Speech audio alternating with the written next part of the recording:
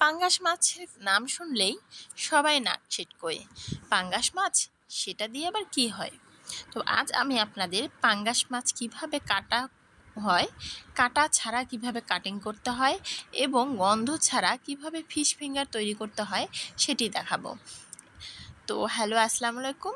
কেমন আছেন বন্ধুরা? হাঁড়িপাতিল ব্লগে আপনাদের সবাইকে শুভেচ্ছা। আমি আজকে আপনাদের পাঙ্গাস মাছটা কাটিং করে দেখাবো এবং এর ফিশ ফিঙ্গার তৈরি করব।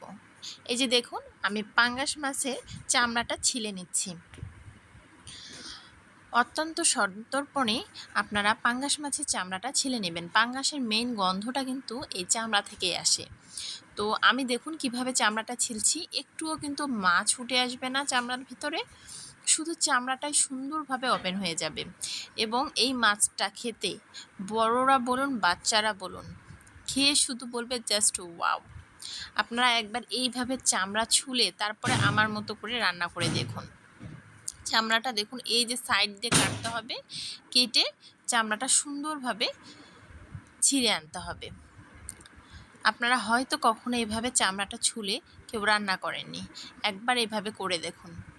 তো আমি দেখিয়ে দিচ্ছি, আপনারা একটু ভালোভাবে লক্ষ্য করুন, একটু ভালোভাবে লক্ষ্য করলে বুঝতে পারবেন। এই যে দেখুন, আমি পুরো চামড়াটাই কিন্তু ছুলে নিয়েছি মাছের। মাথাটা আগে আলাদা করে তারপরে এই কাজটি আপনারা করবেন। তো এখন আমি এই মাছটা কিভাবে কাটা আলাদা রেখে শুধু মাছটা কাটিং করব। বাসায় তো আসলে চাকা চাকা করে পাঙ্গাস মাছ কাটা হয়, কিন্তু আজকের এই কাটিং প্রসেসটা আপনারা একবার দেখুন। আমি এই যে পেটের যে চর্বি তেলযুক্ত অংশটা, সেটা প্রথমে আলাদা করে নিচ্ছি। প্রথমে এটা আলাদা করবেন, তাহলে মাছের অংশটা কাটতে সুবিধা হবে। এই অংশে যেহেতু কোনো এক কাটা নেই, তো পেটের ভিতর থেকে নাড়িভুড়িগুলো আমি আগে আউট করে নিয়েছি। এবার দেখুন, এই যে পিঠের যে অংশটা, এই অংশটাতে আপনারা ধারালো ছুরি দিয়ে একটু ফাঁক করবেন। করে আপনারা কাটার ঠিক উপরের অংশ থেকে এটা কাটা শুরু করবেন, অর্থাৎ কাটাটা যেন এটার সাথে না আসে। কাটার ঠিক উপরের অংশে এভাবে ঘুরিয়ে একেবারে লম্বা প্রসেসে একদম কাটা ছাড়া কাটবেন। দেখুন আমি কিভাবে কাটছি, একটু খেয়াল করলেই আপনারা কিন্তু পারবেন। এই যে দেখুন, পুরো মাছটা আমি কাটা ছাড়াই কেটে আনবো। দেখুন, এই যে দেখুন, এই অংশে কিন্তু কোনো কাটা নেই, ছোট বড় কোনো কাটা নেই, পুরোটাই মাছের ফিলে। আর এই অংশে দেখুন কাটা, দেখতে পাচ্ছেন বন্ধুরা? তো আমি এই মাছটার অপর অংশটাও কিন্তু ঠিক এভাবেই কেটে নেব।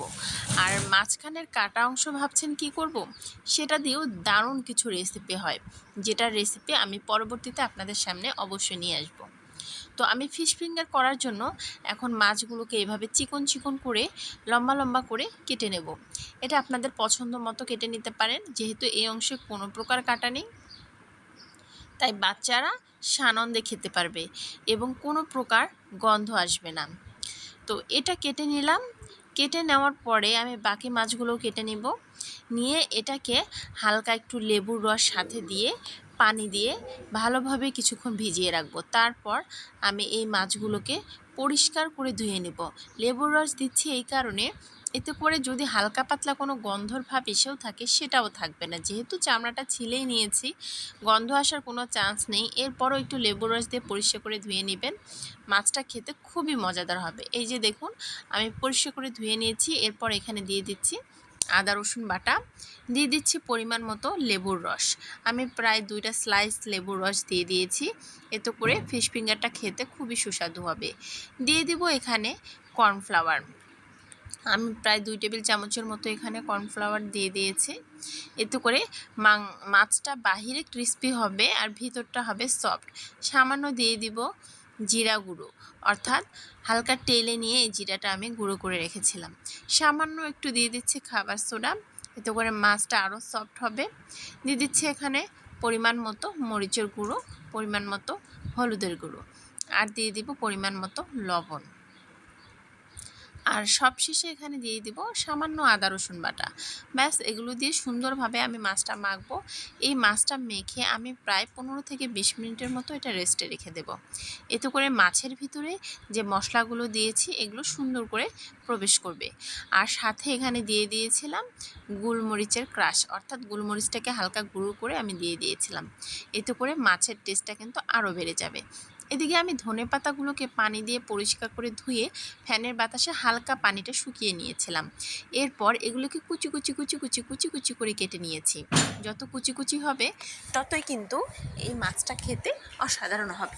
এরপর এই ধনেপাতাগুলোর উপরে আমি কিছু কর্নফ্লাওয়ার দিয়েছি।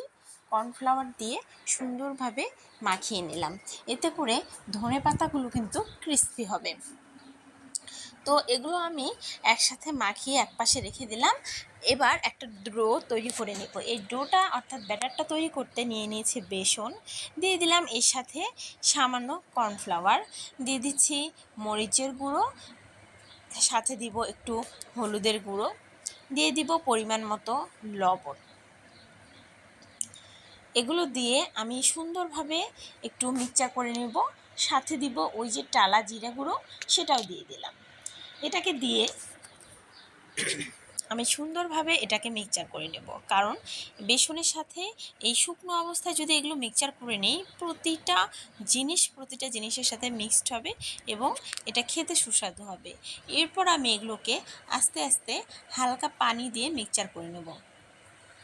আপনারা চাইলে এতে আদা রসুন বাটাও দিয়ে দিতে পারেন। যেহেতু মাছে দিয়েছি আমি এটা দিলেও হবে না দিলেও হবে। তারপর আমি একটু দিয়ে নিলাম। এরপর অল্প অল্প পানি দিয়ে ব্যাটারটাকে একটু ঘনত্বে গুলিয়ে নিলাম, অর্থাৎ বেগুনে করতে যেরকম ব্যাটার তৈরি করে ঠিক সেরকম।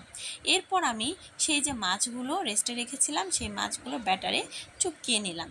চুপকিয়ে আমি ধনেপাতার উপরে রেখে দিলাম। তো এভাবে আমি একটা একটা করে মাছ ব্যাটারে চুপকাবো এবং আমি এটা ধনেপাতাতে রেখে দেব। তো সবগুলো মাছ আমি এরকম করে নিলাম, ধনেপাতার উপর রেখে দিলাম। ধনেপাতার উপর রেখে দিলাম এই কারণে ব্যাটারের সাথে এক পাশটা কিন্তু ধনেপাতাগুলো আটকে যাবে। এরপর আমি এই মাছগুলোকে উল্টে নেব, এতে করে অপর পাশেও এই ধনেপাতাগুলো লেগে যাবে। আর যেহেতু ধনেপাতাতে আমি কর্নফ্লাওয়ার দিয়ে মেখে রেখেছি, এতে করে ধনেপাতাটা লেগে যাবে এবং যখন ভাজবো তখন কিন্তু এটা ক্রিস্পি হবে। এই কারণে কর্নফ্লাওয়ার দিয়ে ধনেপাতাগুলোকে হালকা করে মাখিয়ে নেওয়া হয়েছিল। তো আমি এই যে দেখুন মাছগুলোর এপাশ ওপাশ সুন্দরভাবে আমি ধনেপাতাগুলো দিয়ে ক্রিস্পি করে নিয়েছি। আপনারা এখানে চাইলে পুদিনা পাতাও দিয়ে দিতে পারেন। তো এ পর্যায়ে আমি ডুবো তেলে এগুলোকে ভেজে নিচ্ছি। দেখুন মাছগুলো দিয়ে আমি ওলট পালট করে সুন্দরভাবে গোল্ডেন ব্রাউন করে আমি এই মাছগুলোকে ভেজে নেব। এই যে দেখুন কি সুন্দর কালার হয়েছে এবং ক্রিস্পিও কিন্তু হবে। তো কিছুক্ষণ অর্থাৎ 5 মিনিটের মতো ভেজে নিলেই হয়ে যাবে এটা ক্রিস্পি। আমি সুন্দরভাবে উল্টিয়ে নিচ্ছি। আপনারা বাসায় এভাবে অবশ্যই একবার ট্রাই করে দেখবেন। আপনারা কেউ বুঝতেই পারবেন না যে এটা পাঙ্গাস মাছ দিয়ে তৈরি করা হয়েছে। তো আমি বাকি যে মাছগুলো ছিল সেই বাকি মাছগুলো ভেজে নিলাম। বাকি মাছগুলো এভাবে দিবেন তেলের মধ্যে এবং ওলট পালট করে সুন্দর করে ভেজে নেবেন।